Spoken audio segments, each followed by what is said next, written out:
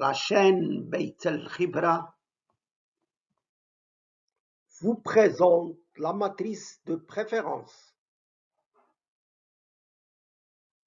La prise de décision, qu'elle soit individuelle ou collective, la prise de décision est avant tout une activité humaine qui repose sur l'idée de valeur, ce qui justifie le temps, l'énergie et les efforts que des personnes consacrent à une prise de décision, afin d'arriver à la décision la plus conforme possible à leur système de valeurs.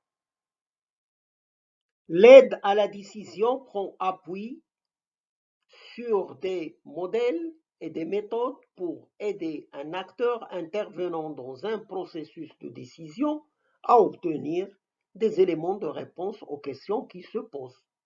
Parmi ces méthodes, la matrice de préférence. Cet outil que je trouve très efficace. Il permet de classer par ordre d'importance un élément fondamental à la gestion d'entreprise, tel que, par exemple, gestion client, gestion fournisseur, stock, ressources humaines. Du fait de sa quasi-universalité, cette méthode était appliquée à la gestion de plusieurs problèmes d'aide à la décision, et surtout en mode scrutin à 2 tours. Et bien sûr, il n'y a pas que le scrutin à 2 tours, il y a plusieurs façons de faire les élections. Scrutin majoritaire uninominal à un seul tour, scrutin majoritaire uninominal à 2 tours, scrutin proportionnel au prorata des voix recueillies à un seul tour.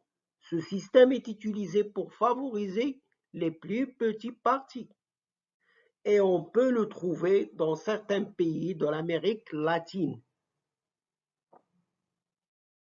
Maintenant, prenons un exemple, mais pour éviter de parler politique pour l'instant, je vais parler des élections d'un nouveau membre à une fédération X.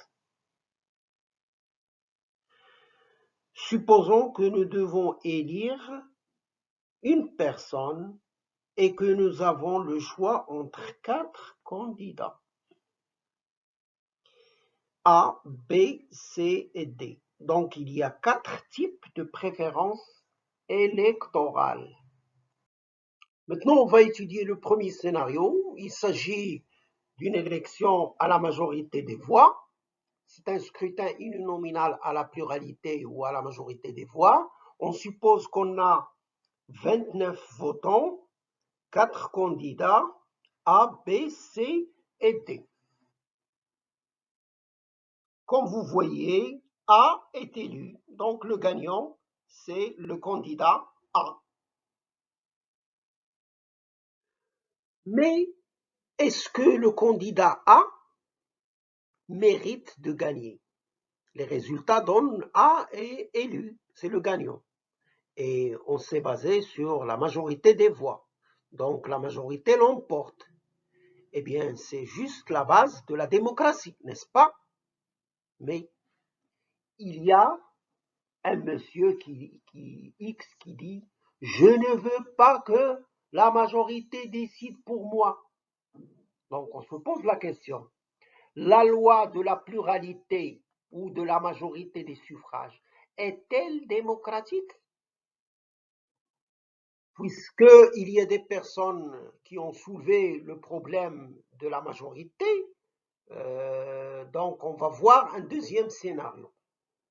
Si on avait permis à chaque votant d'exprimer plus finement ses préférences vis-à-vis des candidats, en lui demandant de ranger ses candidats par ordre de mérite décroissant, on aurait pu obtenir les résultats suivants. Les résultats de ce deuxième scénario montrent qu'une majorité absolue des votants, c'est-à-dire 19 sur 29, préfère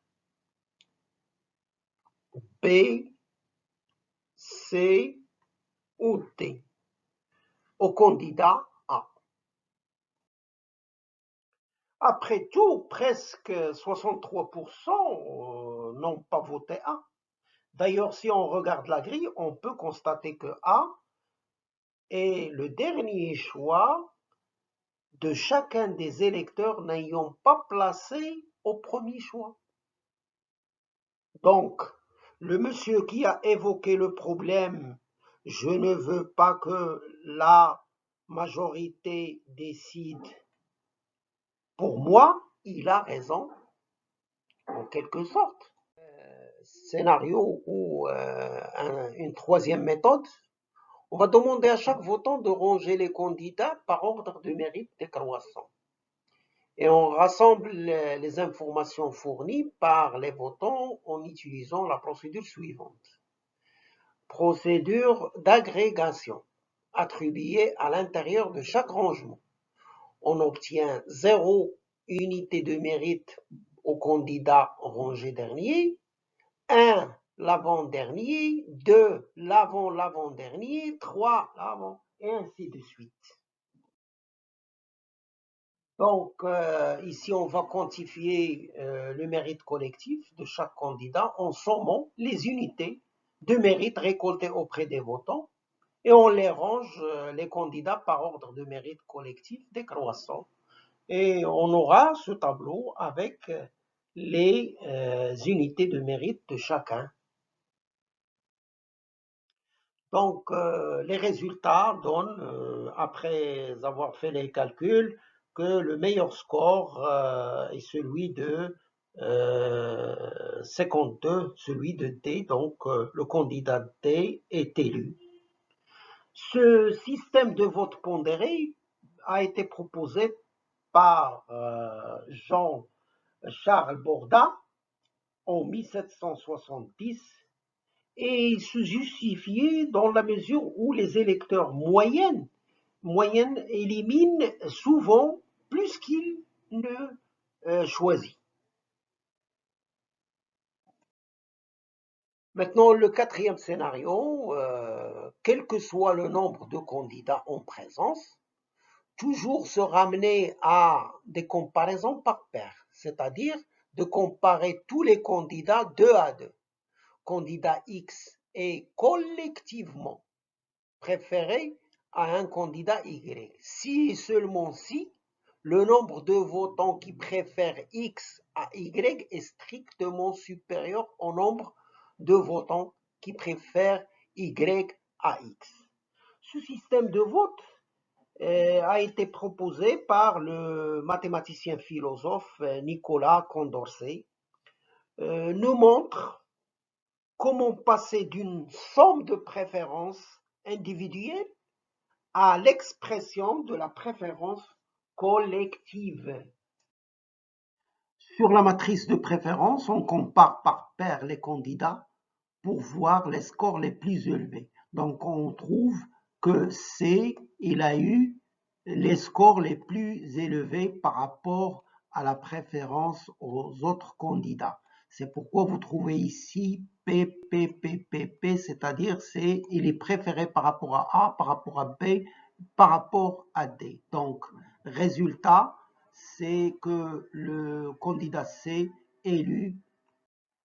Ici, nous allons analyser le diagramme de préférence binaire qui représente la matrice d'une autre forme où chaque candidat est représenté par une position distincte. Entre chaque paire de candidats, il y a une flèche qui pointe vers celui des deux qui serait vainqueur en face à face. Et sur chaque flèche, on indique le score par lequel le vainqueur du face à face concerné a gagné. Donc on trouve les mêmes résultats, c'est que C est le gagnant. Donc ici, on voit que la préférence de la majorité doit l'emporter et non pas comme ce qu'on a vu sur le premier scénario, la majorité doit l'emporter. Le candidat C est préféré à une majorité face à n'importe quel autre candidat. C'est le vrai vainqueur qui représente le véritable choix des électeurs. Donc, une réflexion doit se faire sur les différentes formes électorales. Vous avez vu qu'on a utilisé 5 différents systèmes et on a 5 résultats différents. Ce qui m'a impressionné, c'est une étude qui a été faite en 2012 à l'occasion des élections présidentielles. Une recherche publiée sur le site du Centre national de la recherche scientifique en France, CNRS,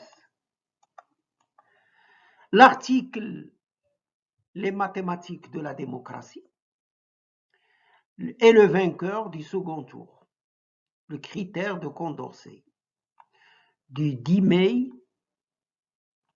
2012, écrit par le professeur Rémi Peyre.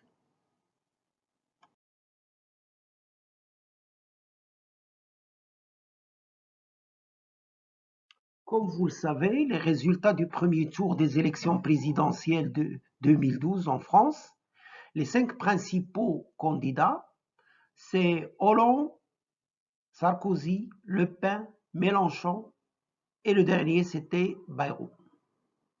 Les résultats du second tour qui ont réuni les 2 premiers, Hollande et Sarkozy, donnent vainqueur Hollande avec 52%. Maintenant, on va imaginer plusieurs tours, c'est-à-dire on va faire le face-à-face entre les différents candidats pour avoir celui qui a été préféré collectivement par rapport aux autres, le vainqueur de la matrice de préférence collective. Quels auraient pu être les résultats des autres face-à-face imaginables? J'insiste sur le mot imaginable, ce n'est pas la réalité. On a imaginé que, outre que le second tour entre Hollande et Sarkozy, qui a donné Hollande vainqueur, qui a réellement eu lieu, il y aura eu 9 autres possibilités. Bayrou avec Hollande, Bayrou avec Le Pen, Bayrou avec Mélenchon, Bayrou avec Sarkozy, Hollande avec Le Pen, Hollande avec Mélenchon, Le Pen avec Mélenchon, Le Pen avec Sarkozy, Mélenchon avec Sarkozy. Évidemment, nous ne saurons jamais avec certitude ce qu'auraient donné ces résultats de second tour fictifs. Mais les instituts de sondage auraient été à peu près les suivants. Les résultats donnés par les instituts de sondage auraient été à peu près les suivants. Bayrou bat Hollande, c'est-à-dire Bayrou vainqueur face à Hollande par 51%. Bayrou bat Le Pen avec 64%. 74%, Bayrou bat Mélenchon avec 75%, Bayrou bat Sarkozy avec 55%, et ainsi de suite. Donc, on peut établir maintenant la matrice de préférence avec ces données que vous avez. Une analyse de la matrice de préférence donne que des différents côtés de la diagonale, on trouve que Bayrou toujours a le score le plus fort. Donc, on peut dire que, comme vous voyez ici, il est préféré par rapport aux autres candidats. Donc, il emporte les élections par la préférence collective. Sur le diagramme de préférence, toutes les flèches des autres candidats, c'est-à-dire par rapport aux autres candidats, c'est le plus préféré. C'est vrai que Hollande, vous voyez, il y a 3, alors que lui, il est préféré par rapport aux 4. Sarkozy, il est préféré par rapport aux 2, alors que lui, c'est lui le vainqueur. Donc, on ne peut pas dire qu'il était victime du système électoral à l'époque, mais vous voyez que les instituts de sondage, ils ont donné Bayrou favori et vainqueur des élections. Mais tout ça, c'est imaginable, c'est-à-dire c'est des choses qu'on a. Nous avons vu 5 façons différentes de déterminer le vainqueur. Et chacune de ces méthodes donne un vainqueur différent. Le blocage, donc total, et absence de solution. Attention, il ne s'agit là que de mon propre avis.